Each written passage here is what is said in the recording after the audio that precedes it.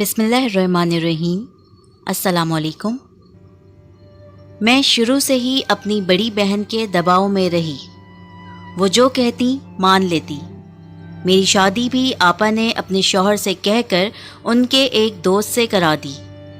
मेरे शौहर बहुत अच्छे इंसान थे। वो मुझे बहुत चाहते थे, लेकिन मैं मैके की मोहब्बत में खोई रहती, क्योंकि मैं ब्याह कर दूसरे शहर चली गई थी और मैके से दूर हो गई थी। घर वालों के लिए उदास रहती। जी करता कि रोज़ वहाँ जाया करूँ। आपा भी मेरी तरह दूसरे शहर ब्याह कर गई थीं, लेकिन बाद में वो वालदैन के शहर में शिफ्ट हो गईं और मैके के नज़दीक जा बसीं। वो जब मिलने आती मैं उनको खोई खोई मिलती। तब वो कहती, तुम ज़ुबैर से क्यों नहीं कहती कि लाहौर चल कर रहें? देखो मैं कैसे अपने मियाँ को माँ बाप के नज़दीक बसाने में कामयाब हो गई। तुम भी ऐसा ही करो। मैंने बहुत कोशिश की, ज़ुबैर को काफ़ी मनाया, मगर वो नौकरी छोड़कर लाहौर जाने पर राज़ी न हुए। उन्होंने कहा कि मैंने बड़ी मेहनत से ये मकान बनाया है, सरकारी मुलाजमत है, मैं मुल्तान को छोड़कर लाहौर शिफ्ट नहीं हो सकता। तुम्हें मेरे साथ यहाँ ही रहना होगा। वक्त गुजरता रहा, मैं कुढ़ती रही। 4 बच्चे हो गए। आपा मुझको उकसाती रहीं, मगर ज़ुबैर ना माने। वो अपने अजीज़ों के करीब रहना चाहते थे। आपा फ़ोन करती, तुम्हारा शौहर ज़िद्दी है, उसको तुम्हारी खुशी मंजूर नहीं। मुझे देखो, अपने इरादे में कामयाब रही। मेरे मियाँ ने मेरी बात मान ली। अब मैं यहाँ लाहौर में मैके के नज़दीक रह रही हूँ और बहुत खुश भी हूँ। आपा की ऐसी बातें मुझे और उदास करती और मैं ठंडी आहें भर कर रह जाती। इसी तरह मैके के नज़दीक घर लेने की आरज़ू में रोते सिसकते और वक्त बीत गया। बच्चे बड़े हो गए। जब भी साल में एक बार मैके आती, आपा को खुशबाश देखकर जी और हसरत करता। वो भी मन में दबी इस चिंगारी को और हवा देती। जी मसोस कर वापस मुल्तान आ जाती। इसी दौरान मेरे जेठ आए और कहा कि हम तीनों भाइयों की औलाद इकट्ठी हो तो अच्छा है, क्यों ना हम आपस में रिश्ते तय कर लें। अब हमको अपने बच्चों के बारे में सोचना चाहिए। यूं मेरे शौहर ने अपनी मर्जी से अपने छोटे भाई की बच्चियां अपने बेटों के लिए मांग लीं और अपनी इकलौती बेटी बड़े भाई के बेटे को देने का वादा कर लिया। घर आकर मैंने ज़ुबैर से कहा कि आपने अपने भाइयों का ख्याल किया और मेरे भाई का ख्याल ना किया। हालांकि मैं सिद्रा का अपने भाई के बेटे से रिश्ता करने का वादा कर आई थी। अच्छा, तो तुमने मुझे ये बात पहले क्यों ना बताई? जब बात तय कर दी है तो अब कह रही हो? पहले भी कभी ऐसी बात तुमने मुझसे ना कही। और कल भी जब मैंने बच्चों के रिश्ते तय करते वक्त तुमसे पूछा था, तुम वहाँ चुप रहीं। अब बात हो चुकी है तो अब कुछ नहीं हो सकता। बेशक मियाँ गलती पर ना थे। उन्होंने मेरी मर्जी पूछी थी और मैं चुप रही थी, लेकिन अब बहन मुझको उकसा रही थी कि मंगनी हुई है, निकाह तो नहीं हुआ ना, सिर्फ ज़बानी वादा हुआ है, इनकार किया जा सकता है। ज़ुबैर असूली आदमी थे, वो ज़बानी वादे को भी बहुत अहमियत देते थे। अब अपनी ज़बान से फिरना नहीं चाहते थे। जब देखा कि मियाँ नहीं मानते, बच्चों को उनके खिलाफ भड़काना शुरू कर दिया। बेटी को अपना हम ख्याल कर लिया। उसने रफ्ता रफ्ता दोनों भाइयों को साथ मिला लिया। उन्होंने मिलके बाप को परेशान करना शुरू कर दिया। ज़ुबैर बहुत परेशान रहने लगे। जब देखती कि ज़ुबैर ज़हनी अजियत में है तो खुश होती, मगर फिर तकलीफ़ भी महसूस करती कि उन्होंने मुझे कभी तकलीफ़ ना दी थी। बच्चों से भी वालहाना प्यार करते थे। बस उन्होंने मेरी ये फरमाइश ना मानी کہ اپنا شہر چھوڑ کر میرے ماں باپ کے گھر کے نزدیک جا کر نہ رہے۔ یہ ان کی مجبوری تھی کہ اتنی اچھی ملازمت نہ چھوڑ سکتے تھے۔ اپنے والدین، بہن اور بھائیوں سے بھی دور نہ رہنا چاہتے تھے۔ بہرحال ہم سب نے مل کر ان کو بے حد بے سکون کیا۔ ان کی لائی ہوئی چیزیں چھپا دیتے اور پھر اور لانے کا تقاضا کرتے۔ جب وہ پریشان رہنے لگے، ان سے غلطیاں ہونے لگیں۔ دفتری امور میں یوں ان کو چارج شیٹ مل گئی۔ غرض نوبت یہاں تک پہنچی کہ انہیں ملازمت چھوڑنی پڑ گئی۔ قبل از وقت ریٹائرمنٹ سے ان کو پوری رقم نہ ملی اور کچھ مالی نقصان بھی ہوا۔ بہرحال کچھ دنوں بعد انہوں نے اپنا کاروبار شروع کیا۔ مجھے یقین تھا کہ وہ کاروبار میں کامیاب نہ ہوں گے تو بددل ہو کے کہیں گے، اچھا چلو لاہور چل کر ہی رہتے ہیں۔ لیکن اللہ نے ان کی مدد کی اور جلد ہی ان کا کاروبار جمنے لگا۔ ادھر آپا کا فون آیا کہ اب زبیر ریٹائر ہو گئے ہیں، اب تو یہاں آ جاؤ۔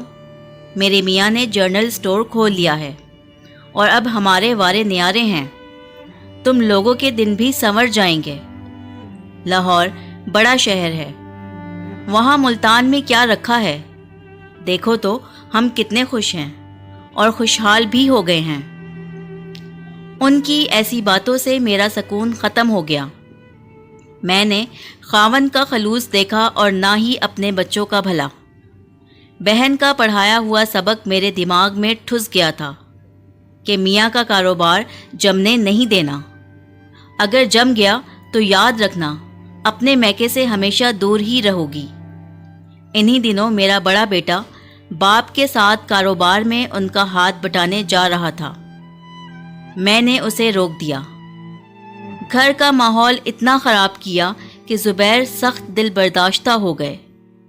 بچے نافرمانی کرتے اور باپ کا کہا نہ مانتے۔ میں نے ان کے دلوں میں لاہور جانے کی آرزو بسا دی تھی۔ زبیر بالکل اکیلے ہو گئے اور بے بس ہو کر بستر پر گر گئے۔ انہوں نے ہم سب سے کلام ترک کر دیا اور ہم نے سامان باندھ لیا کہ اب اپنی آرزو کو خود پورا کرنا ہے۔ میں بچوں کو لے کر میکے آ گئی اور وہ گھر اور بزنس سنبھالنے کو اکیلے رہ گئے۔ جب مرد کو گھر میں ذہنی سکون نہ ملے تو وہ کاروبار میں کیسے یکسوئی حاصل کر سکتا ہے؟ جن کے لیے زبیر محنت کر رہے تھے وہی ان کو اکیلا کر کے چلے گئے۔ وہ اتنی ہمت کہاں سے پاتے کہ تنہائی اور اکیلے پن سے بھی نبض آزما رہتے اور کام پر بھی توجہ دیتے، جبکہ انتھک محنت ہی کاروبار کو کامیابی سے ہمکنار کرتی ہے۔ نیا نیا کام تھا، اجڑ کر رہ گیا۔ وہ بار بار خط لکھتے، پیغام بھجواتے کہ واپس آ جاؤ، مجھے نہ اجاڑو، گھر اور بچوں کو برباد نہ کرو۔ آخرکار حالات سے دل برداشتہ ہو کر وہ بیمار پڑ گئے، لیکن ہم لوٹ کر نہ گئے۔ وہ رو رو کر التجا کرتے، میرے والدین سے فریاد کرتے۔ والدین مجھے سمجھاتے، لیکن میں شوہر کی جھوٹی جھوٹی شکایتیں بیان کر دیتی تو والدین بھی بیچارے بے بس ہو جاتے۔ میں کہتی اتنے سال ہم ان کے پاس رہے تھے، اب وہ ہمارے پاس آ کر رہیں۔ ایک دن وہ آ گئے۔ بچوں سے کہا، میرا قصور تو بتاؤ، آخر تم لوگ مجھے کس بات کی سزا دے رہے ہو؟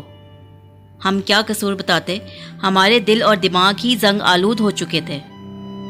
وہ میری ایک سہیلی رابعہ کے پاس گئے کہ تم عقیقہ کو سمجھاؤ، میری بیوی نے بچوں کو بھی مجھ سے باغی کر دیا ہے، میرا گھر برباد ہو گیا ہے۔ رابعہ نے آ کر مجھ کو سمجھایا کہ ایسا نہ کرو، شوہر سے بڑھ کر کوئی نہیں ہوتا، وہ غمزدہ رہتے ہیں، کہیں بیمار نہ پڑ جائیں، گھر واپس جاؤ۔ عورت کا گھر وہی ہوتا ہے جہاں وہ بیاہ کر جاتی ہے، میکہ والدین تک ہے، بعد میں بہن بھائی کوئی سہارا نہ دے گا۔ میری بجائے آپا نے رابعہ کو جواب دیا کہ اتنے برس میری بہن نے اپنوں سے دوری کاٹی ہے، اب زبیر بھائی اپنوں سے دوری کاٹیں، ان کو بھی تو پتہ چلے کہ ماں باپ بہن بھائیوں کی دوری سے دل پہ کیا گزرتی ہے۔ رابعہ نے آپا سے کہا، وہاں زبیر بھائی کے سب لوگوں سے کاروباری رابطے اور تعلقات ہیں اور ان کے دوست ہیں ملتان میں، ان کی برادری ہے، بھائی ماں باپ ہیں، وہ سب آڑے وقت میں مدد کرنے والے ہیں۔ یہاں لاہور میں ان کے لیے نئے سرے سے کام کرنا آسان نہ ہوگا، یہاں ان کی کون مدد کرے گا؟ تم کیوں فکر کرتی ہو؟ ہم جو ہیں یہاں، ہم کریں گے مدد، آپا نے جواب دیا۔ میری نند نے میرے شوہر سے کہا کہ تمہاری بیوی اور اولاد تم کو چھوڑ کر چلی گئی ہے، اتنے بڑے گھر میں تم اکیلے سوتے ہو، ایسا نہ ہو رات کو کوئی چوری کی غرض سے آئے اور تم کو اکیلا پا کر خدا نہ خواستہ ختم کر دے۔ بولے یہ اچھا ہی ہوگا کہ روز روز کے مرنے سے ایک دن ہی مر جاؤں۔ ایک دن اطلاع ملی کہ چھوٹے دیور کا انتقال ہو گیا ہے۔ ہم لوگ ملتان گئے۔ وہاں آنے جانے والی عورت نے پوچھا کہ تم میاں کا گھر چھوڑ کر کیوں چلی گئی ہو؟ تو میں نے سبھی سے میاں کی غلط شکایتیں کی۔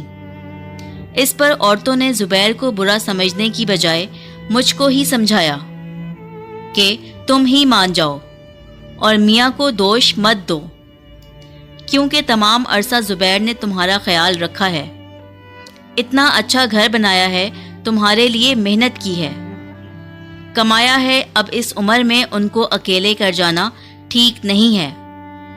میاں اندر آئے، میں سامنے ہی بیٹھی تھی، بیچارے رو رہے تھے، میرا ہاتھ تھام لیا، میں نے اخلاقی طور پر تسلی دی، بولے دیکھ لو بس یہی زندگی کی حقیقت ہے، یہ زندگی 2-4 دن کی ہے، ہم آج ہیں اور کل نہیں، ہم بڑے بھائی موجود ہیں اور چھوٹا بیچارہ چل دیا، کل کا کوئی بھروسہ نہیں، بس اب تم ضد ختم کر دو اور گھر کو لوٹ آؤ۔ 5 سال کی بے رخی اور جدائی ختم کی اور آخر ہم لوگ گھر چلے آئے۔ اگلے دن ہی زبیر کو بخار ہو گیا، بھائی کی تدفین میں دوڑ دھوپ کی تھی تو سینے میں درد کی شکایت کی اور لیٹ گئے۔ 3 روز یوں ہی بے سدھ پڑے رہے، بخار بھی ہو گیا تھا۔ بڑا بیٹا جا کر بخار کی دوا لے آیا، لیکن افاقہ نہ ہوا۔ بچے میرے پاس دوسرے کمرے میں بیٹھے تھے، وہ کمرے میں اکیلے پڑے رہے اور ہم لوگ کھا پی کر سو گئے۔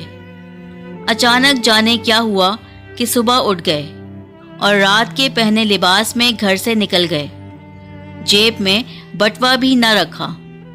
اس دن سخت سردی تھی، بارش بھی شروع ہو گئی تھی۔ ہم نے خیال نہ کیا کہ سردی میں بارش بھی ہو سکتی ہے، اور وہ بخار میں تھے۔ کوئی ان کے پیچھے تلاش میں نہ نکلا کہ خود ہی آ جائیں گے، شاید دوا لینے نکلے ہوں گے۔ رات تک نہ آئے، رات 11 بجے فون آیا کہ انجانے راستے میں کہیں گر گئے تھے، اجنبی ہسپتال لے گئے، ابھی تک بے ہوش تھے۔ وہ تو اچانک ایک واقف کار کی ان پر نظر پڑ گئی تو پہچان لیا اور ہمیں فون آ گیا۔ اس نے ہسپتال کا نام اور پتہ بھی بتا دیا۔ ساری رات میں اور بیٹا ہسپتال میں رہے، شرم کے مارے ان کے بڑے بھائی کو اطلاع نہ دے رہے تھے۔ صبح ہم نے ان کو اطلاع دی تو وہ دوڑے آئے، زبیر کو گھر لے آئے، نندے اور بھاوجے بھی آ گئیں۔ میں شرم سے چپ تھی، کیا کہتی؟ دعا کرتی رہی کہ سلامت رہیں، ورنہ سسرال والوں کو کیا جواب دوں گی؟ خدا کی مرضی کہ ان کی زندگی اتنی ہی تھی۔ ہوش میں آئے تو بہکی بہکی باتیں کرنے لگے، ان کے ذہن پر اثر ہو گیا تھا۔ مجھ کو پہچان رہے تھے اور نہ ہی بچوں کو۔ کہتے تھے کہ تم لوگ کون ہو؟ اب ہم پریشان تھے، کیونکہ ایسی ذہنی حالت میں زبیر کو سنبھالنا مشکل امر تھا۔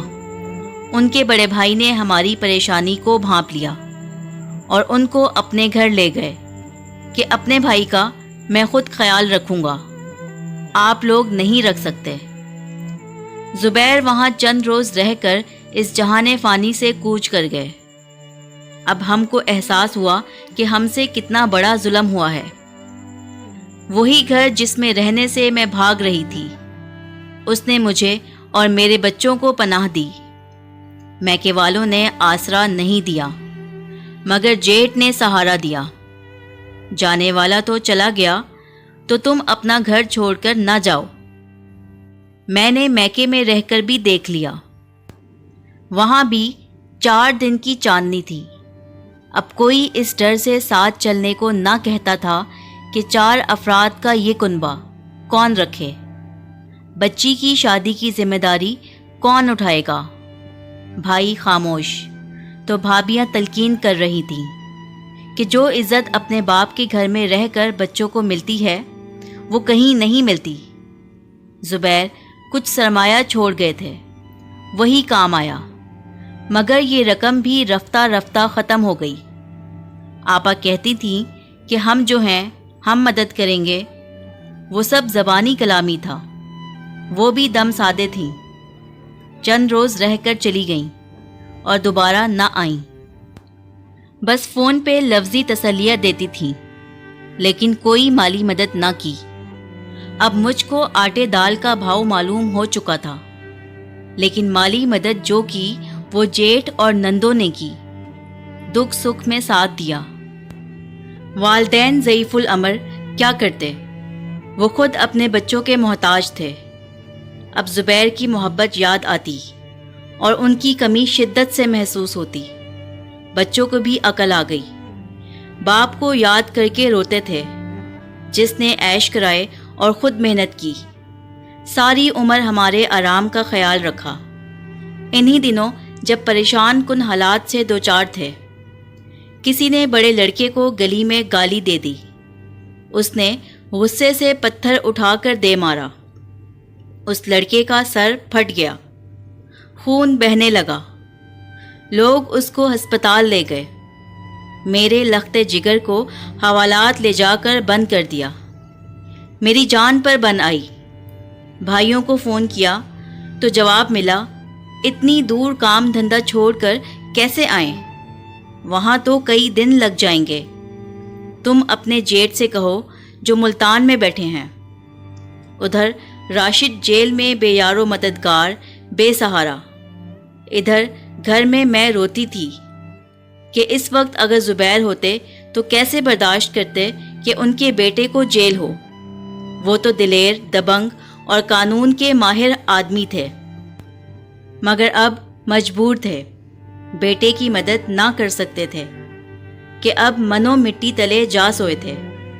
आखिर जेठ के पास गई कि आप मेरे बेटे की रिहाई करवाएं, वो लावारिस जेल में पड़ा है। वो हवालात में बंद कराने वालों के पास गए, राजीनामा कराकर झगड़ा ख़त्म कराया, मुआवजा भरा और राशिद को छुड़ा कर ले आए। आज शौहर के ना होने से मैं खुद को कितना तन्हा और बेबस महसूस कर रही थी।